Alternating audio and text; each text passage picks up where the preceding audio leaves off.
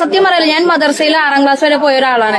പക്ഷെ മദർസയിൽ എന്നെ പഠിപ്പിച്ച കുറെ കാര്യങ്ങളുണ്ട്. അതൊക്കെ ഇപ്പൊ എനിക്ക് ആലോചിക്കുമ്പോ ദേഷ്യമൊക്കെ വരും. അപ്പോ മദ്രസക്ക് ഒരു ചടങ്ങാകുമ്പോ നമ്മുടെ ദീൻ അന്യം നിൽക്കുമെന്ന് നമ്മൾ മനസ്സിലാക്കണം. എല്ലാവരും ചേർന്ന് പ്രോത്സാഹിപ്പിക്കേണ്ടതാണ് മദ്രസ. പലപ്പോഴും നമ്മൾ ആക്ഷേപിക്കാറുണ്ടല്ലോ, ഇവനെ 10 വരെ മദ്രസ കിട്ടും, എന്നിട്ട് എന്താ കാര്യം?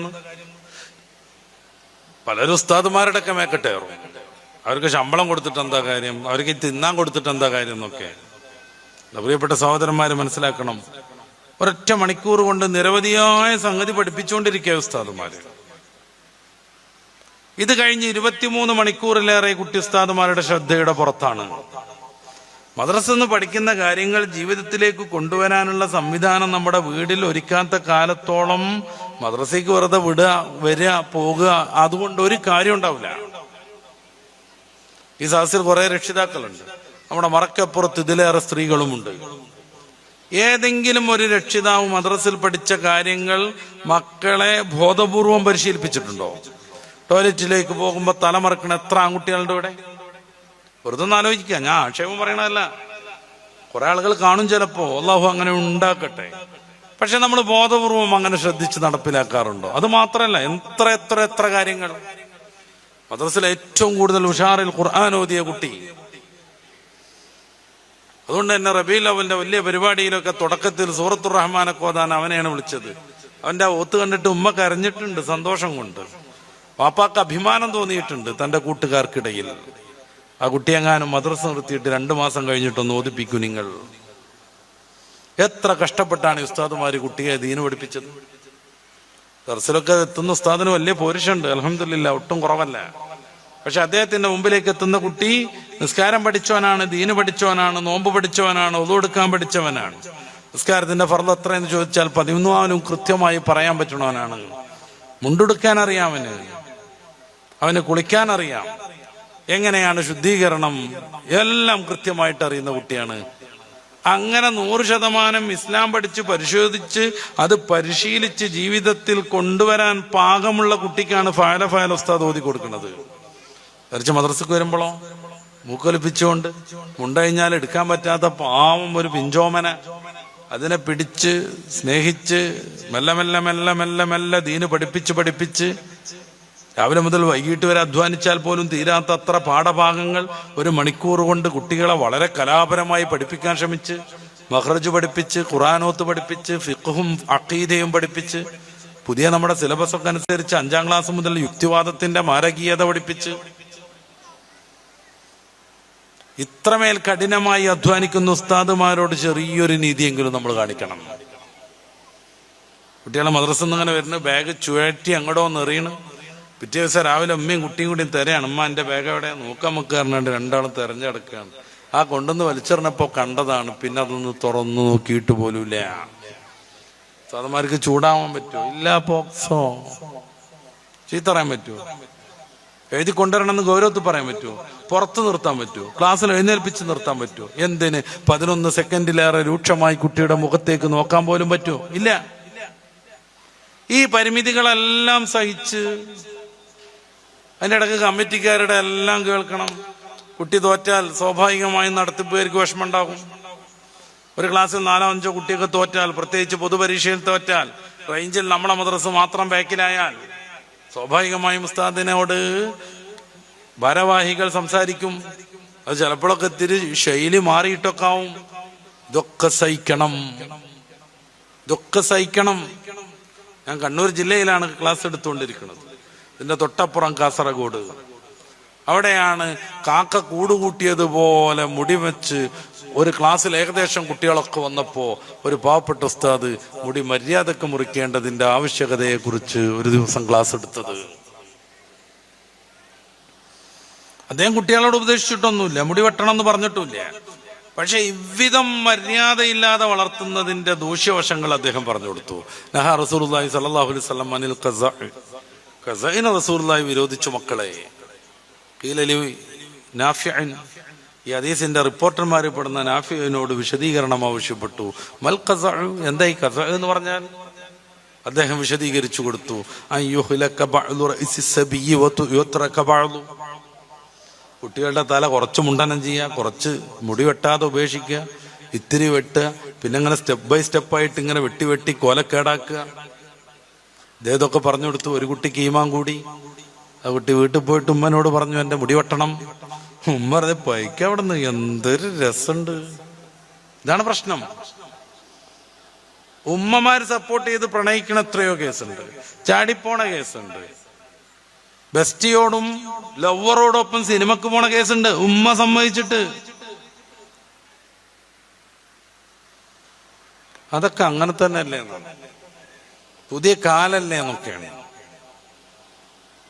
ഉമ്മ കോലം കെട്ട ഈ കുട്ടിയുടെ മുടിയെ നോക്കിയിട്ട് പറയാണ് എന്തൊരു സന്തോഷമുണ്ട്, നിന്നെയും കൊണ്ട് എങ്ങടേലും പോകുമ്പോ ഒരു വല്ലാത്തൊരു അഭിമാനാണ്. എന്റെ മുടിയൊക്കെ കാണുമ്പോ വെട്ടേ പൊയ്ക്കോനെന്നും പറഞ്ഞിട്ട് ആ ഉമ്മ വഴക്ക് പറഞ്ഞു വിട്ടു. പക്ഷേ കുട്ടി ബാത്റൂമിൽ കയറി അവിടെയുള്ള സംവിധാനങ്ങളൊക്കെ ഉപയോഗപ്പെടുത്തി അവൻ കണ്ണാടിയിൽ നോക്കിയിട്ട് വെട്ടി പാകപ്പെടുത്തി.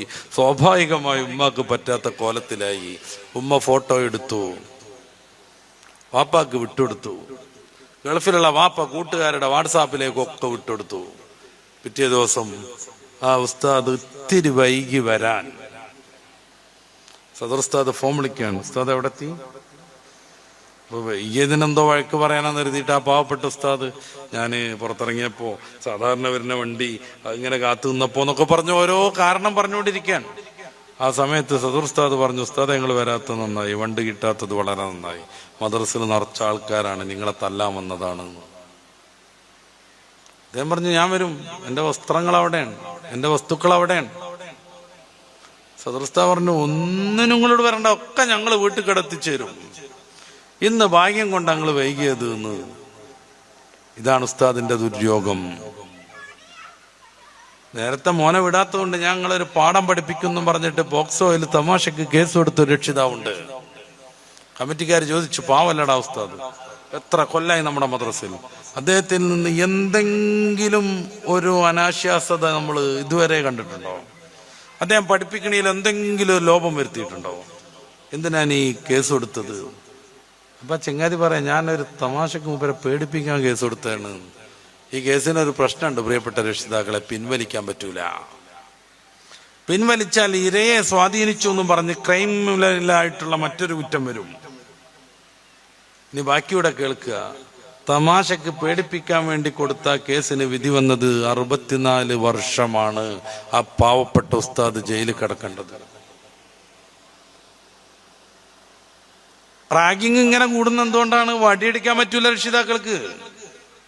സിലബസിലാണെങ്കിലോ ഈ സമയം MC² പഠിപ്പിക്കും. എക്സിൽ നിന്ന് Y കുറച്ചിട്ട് ആ ഫലത്തോട് പിന്നെ X കൂട്ടിച്ചേർത്താൽ എന്ത് വരും എന്നുള്ളത് പഠിപ്പിക്കും. ആരാണ് വിദ്യാർത്ഥി എന്ന് പഠിപ്പിക്കൂല, ആരാണ് സഹോദരൻ എന്ന് പഠിപ്പിക്കൂല, ആരാണ് സഹപാഠി എന്ന് പഠിപ്പിക്കുന്നില്ല. ക്ലോറോഫോം എന്തിനുപയോഗിക്കാമെന്ന് പഠിക്കാൻ പറ്റും. പക്ഷേ അത് തൂവാലയിലിറ്റിച്ച് മുഖത്തമർത്തി ഒരാളെയും കൊല്ലരുതെന്ന് പഠിപ്പിക്കാൻ ശാസ്ത്രത്തിന്റെ ഭാഗമല്ല അത്. നഴ്സിംഗ് വിദ്യാർത്ഥികൾക്ക് എങ്ങനെയാണ് കാലിയായിട്ട് വെറും എയർ കയറ്റിയിട്ടുണ്ടെങ്കിൽ ഒരാളെ കൊല്ലുക എന്നുള്ളത് പഠിപ്പിക്കും. അത് പക്ഷെ ഒരാളെ കൊല്ലാൻ ഉപയോഗപ്പെടുത്തരുത് എന്നവർ പഠിക്കണില്ല. നഴ്സിംഗ് വിദ്യാർത്ഥികളാണ് ഇപ്പൊ കേരളത്തിൽ ചർച്ച ചെയ്യുന്ന ഏറ്റവും വലിയ ക്രൂരത കാണിച്ചവർ. 11 പ്രാവശ്യം ഒരു കുട്ടിയെ ആ ഡിവൈഡർ അടിയിക്ക് എത്തുവോളം കുത്തി അമർത്തുക എന്ന് പറഞ്ഞാൽ സ്നേഹത്തിന്റെ പ്രതീകങ്ങളാവേണ്ടവർ, എല്ലാ അർത്ഥത്തിലും ആർദ്രതയുടെ കൂടെ നിൽക്കേണ്ടവർ, നഴ്സിംഗ് പഠിച്ച് പുറത്തിറങ്ങേണ്ടവർ, അവരെ സിലബസിൽ ഇതൊന്നും പഠിപ്പിച്ചിട്ടില്ല. മനുഷ്യനാവാൻ പഠിപ്പിച്ചിട്ടേ ഇല്ല, നഴ്സാവാനേ പഠിപ്പിക്കണുള്ളൂ. മനുഷ്യനാവാൻ പഠിപ്പിക്കുന്നില്ല, ഡോക്ടറാവാനും എഞ്ചിനീയർ ആവാനും പഠിപ്പിക്കും. അതുകൊണ്ട് നിരവധിയായ പ്രശ്നങ്ങളുണ്ടാകും. എന്നാലോ ഇവര് നന്നായി കാണണമെന്ന് കരുതുന്ന ഒരു അധ്യാപകന് വടിയെടുക്കാൻ പറ്റൂല. +1 എത്തിയ കുട്ടിയെ ക്ലാസ്സിൽ എഴുന്നേൽപ്പിച്ച് നിർത്തിയാൽ പോലും അധ്യാപകൻ അറസ്റ്റിലാകും. ഈ പ്രശ്നങ്ങളൊക്കെ മദ്രസയിലെ ഉസ്താദുമാർക്കുണ്ട്. എന്നല്ല ചില കൗൺസിലർമാരൊക്കെ സ്കൂൾ കേന്ദ്രീകരിച്ച് ഏതെങ്കിലും ഒരു കുട്ടിയെ കൊണ്ട് മദ്രസയിലെ ഉസ്താദ് തൊട്ടൂന്ന് പലവട്ടം ചോദ്യം ചെയ്ത് പറയിപ്പിക്കും. തന്റെ പേരക്കുട്ടിയുടെ പ്രായം പോലും ഇല്ലാത്ത കുഞ്ഞിനെ കാണുമ്പോൾ കൗതുകത്തിന് ഒരു ഉസ്താദ് ഇങ്ങനെ പുറത്ത് ഒന്നിങ്ങനെ കൊട്ടി തലോടിയതിന് ആ ഉസ്താദ് ചിലപ്പോൾ 60 കൊല്ലവും 70 കൊല്ലവും ജയിലിൽ കിടക്കേണ്ടി വരും. ഇത്ര 100,000 പരിമിതികൾക്കിടയിൽ നിന്ന് നമ്മുടെ മക്കളെ പഠിപ്പിക്കുന്ന ഈ പാവപ്പെട്ട മനുഷ്യരോട് നമുക്കൊരു മര്യാദ കാണിക്കണ്ടേ? അവർ പഠിപ്പിച്ചെടുത്ത കാര്യങ്ങൾ ഒരു വട്ടെങ്കിലും ഓതി പഠിപ്പിക്കാനെങ്കിലും നമ്മുടെ വീട്ടിൽ നമ്മൾ സൗകര്യം ഉണ്ടാക്കണ്ടേ? ഒന്ന്. രണ്ടാമതായി, അവർ മദ്രസയിൽ നിന്ന് പഠിപ്പിച്ച കാര്യങ്ങൾ നമ്മുടെ വീട്ടിൽ പരിശീലിപ്പിക്കാനുള്ള ഒരു മാർഗം വേണ്ടേ? വലത് കാലെടുത്ത് വീടിനകത്ത് കയറണമെന്ന്, കൊടുക്കുമ്പോഴും വാങ്ങുമ്പോഴും കുടിക്കുമ്പോഴും കഴിക്കുമ്പോഴും വലത് കൈ ഉപയോഗപ്പെടുത്തണമെന്ന് 100% മാർക്ക് നേടിയ ആ ചോദ്യത്തിന് മുന്നിൽ വിജയിച്ചു പോന്ന മോൻ ഇടത് കൈ കൊണ്ട് വാങ്ങുമ്പോ, കൊടുക്കുമ്പോ, കുടിക്കുമ്പോ, തിന്നുമ്പോ അത് പാടില്ലെന്ന് പറയാനുള്ള സംവിധാനം നമ്മുടെ വീട്ടിൽ വേണ്ടേ? രക്ഷിതാക്കളാവുന്ന നമ്മൾ ആദ്യം നന്നാവണം.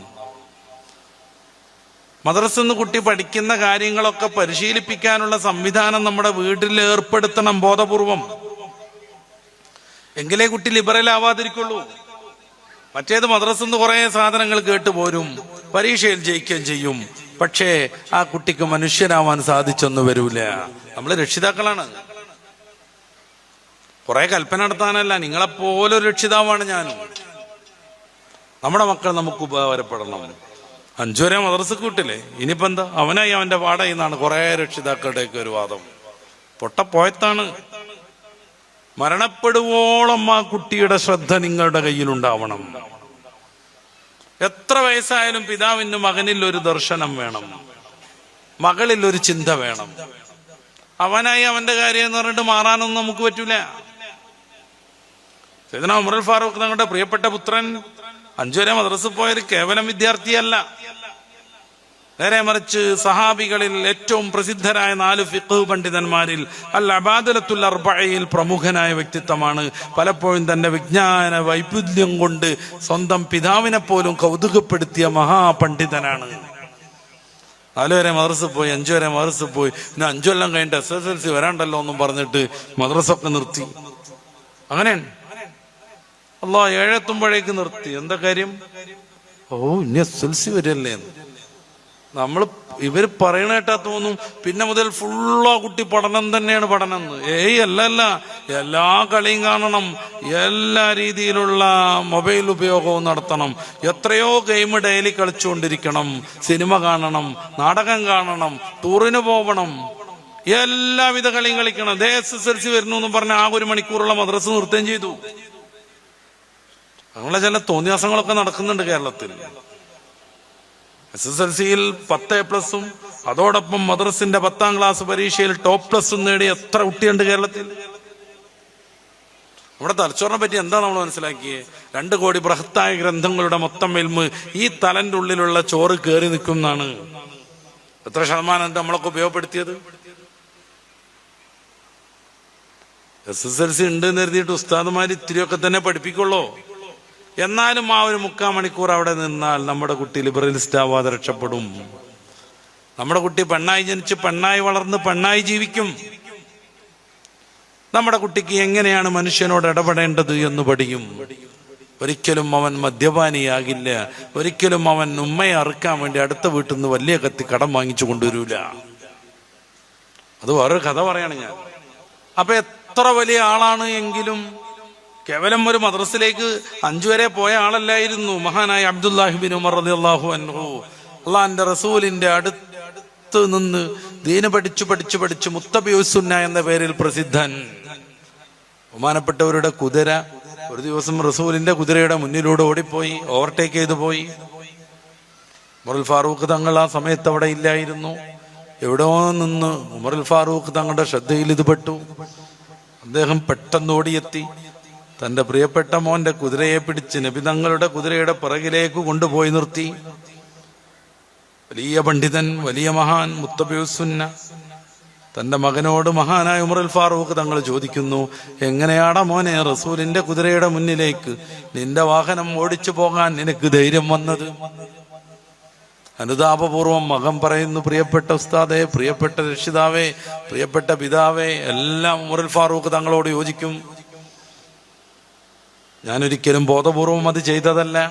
പുതിയ കുതിരയാണ്, പരിശീലനം കൃത്യമായിട്ടില്ല, നേരാവണ്ണം പരിശീലനം കിട്ടിയിട്ടില്ല. അതെന്റെ നിയന്ത്രണം ഭേദിച്ചു മുന്നിലൂടെ ഓടിപ്പോയതാണ്. അങ്ങനെ ഒരു അദബ് കേട് സംഭവിച്ചപ്പോ ഇത്രമേൽ വലിയ പണ്ഡിതനായ ഷാഫിഈ ഫിഖ് ചെന്നു ചേരുന്നത്, ഹനഫി ഫിഖ് ചെന്നു ചേരുന്നത്, ഹംബലി ഫിഖ് ചെന്നു ചേരുന്നത്, അങ്ങനെ 4 മദ്ഹബും ചെന്നു ചേരുന്നത് 4 അബ്ദുള്ളമാരിൽ ഒരാളിലേക്കാണെന്ന്, അവരുടെ അഭിപ്രായങ്ങളിലേക്കാണെന്ന് പിൽക്കാല പണ്ഡിതന്മാർ നിർദ്ധാരണം ചെയ്തത് കാണാം. ആ വിധം ശ്രേഷ്ഠതയുള്ള അബ്ദുല്ലാഹിബ്നു ഉമർ തങ്ങളെ തിരുത്താൻ പ്രിയപ്പെട്ട റസൂലിന്റെ കൂട്ടുകാരൻ മഹാനായ ഉമറുൽ ഫാറൂഖ് റളിയല്ലാഹു അൻഹുവിന് സാധിക്കുന്നു. ഇതാണ് പിതാവ്. പുതിയ ഭാഷയിൽ പറഞ്ഞാൽ ഇതാവണം പിതാവ്. നമ്മുടെ മക്കളെ പിറകെ നടക്കണം, ബോധപൂർവം അവർക്ക് ഡിസ്റ്റർബ് ചെയ്ത് പിന്നാലെ കൂടണമെന്നല്ല. നമ്മുടെ ശ്രദ്ധ വേണം. അവരുടെ കൂട്ടുകാരാരാണെന്ന് നോക്കണം, അവരെങ്ങോട്ട് ടൂർ പോകുന്നു എന്ന് നോക്കണം, ടൂർ പോയിട്ട് എന്തൊക്കെ ചെയ്യുന്നു എന്നുള്ളത് കാണണം. സ്കൂളിൽ നിന്നൊക്കെ ടൂർ പോകാൻ വേണ്ടി കുട്ടികൾ കാശ് വെച്ച് വരും. എങ്ങനെ ലിബറൽസ് നമ്മുടെ ഉള്ളിലേക്ക് കയറണമെന്നുള്ള നമ്മൾ അറിയണം. നമ്മൾ മോളല്ലേ മോനല്ലേ അവന്റെ ഒരു മോഹല്ലേ എന്നൊക്കെ കരുതിയിട്ട് സംഘടിപ്പിച്ചു കൊടുക്കും കാശ്. ഈ കാശ് ഉപയോഗപ്പെടുത്തിക്കൊണ്ട് കുട്ടികൾ ടൂറിന് പോകും. അവിടെ വെച്ച് ഒട്ടുമിക്ക കുട്ടികളും മയക്കുമരുന്ന് പഠിക്കും. ബസ്സിലൊക്കെ ഉണ്ട് അങ്ങോട്ടും ഇങ്ങോട്ടും ജോഡി തിരിഞ്ഞിട്ടൊരു ഡാൻസ്, മിന്നാമിന്നി ലൈറ്റ് വിട്ടിട്ട്. ഈ ഡാൻസ് പോലെയുള്ള പരിപാടികൾ, യൂത്ത് ഫെസ്റ്റിവലുകൾ, ഗാനമേളകൾ, അവിടങ്ങളിലൊക്കെ മയക്കുമരുന്നുമായി നമ്മുടെ മക്കളെ വില വീശാൻ അതിന്റെ ഔദ്യോഗിക ഏജന്റുമാരുണ്ടാകും. അവരുടെ കൂട്ടുകാരൻ തന്നെ ആയിരിക്കും, അവരുടെ സഹപാഠിയായിരിക്കും. MDMA പോലെയുള്ള മാരകമായ സിന്തറ്റിക് രാസമരുന്നുകൾ, അതിന്റെ ഏതാനും തരി മൂക്കിലൂടെ ഒരൊറ്റ പ്രാവശ്യം കയറിയാൽ അഡിക്റ്റ് ആകുമെന്നാണ് ശാസ്ത്രലോകം പറയുന്നത്. ഒരൊറ്റ പ്രാവശ്യം. എന്നെ കേൾക്കുന്ന ചെറുപ്പക്കാരികളെ, പണ്ട് വിഷയത്തിൽ ചെറുപ്പക്കാരികളെ നമ്മൾ ബോധവൽക്കരിക്കേണ്ട കാര്യമില്ലായിരുന്നു. എന്നാൽ ഇന്ന് പുതിയ തലമുറയിലെ ചെറുപ്പക്കാരികളിൽ കുറേയേറെ ആളുകൾ മദ്യത്തിന്റെയും മയക്കുമരുന്നിന്റെയും അഡിക്റ്റുകളാണ്. വലിയ വർധനമാണുള്ളത്. പൊതുവിദ്യാലയങ്ങളിൽ, വലിയ വലിയ കോളേജുകളിൽ, ക്യാമ്പസുകളിൽ പെൺകുട്ടികളിൽ നല്ലൊരു ശതമാനം മയക്കുമരുന്നിന് അഡിക്റ്റാണെന്ന് പഠനം വരുന്നു. മലപ്പുറം ജില്ലയിലെ തിരൂരിലെ ഡി അഡിക്ഷൻ സെന്ററിൽ നിന്ന് ഒരു ഡോക്ടറുടെ വീഡിയോ ഈ കഴിഞ്ഞ ദിവസങ്ങളിൽ വൈറലായിട്ടുണ്ട്. അദ്ദേഹം പറയുന്നത് പുതിയ പുതിയ പെൺകുട്ടികൾ മേഖലയിലേക്ക് കടന്നു വരുന്നു എന്നാണ്.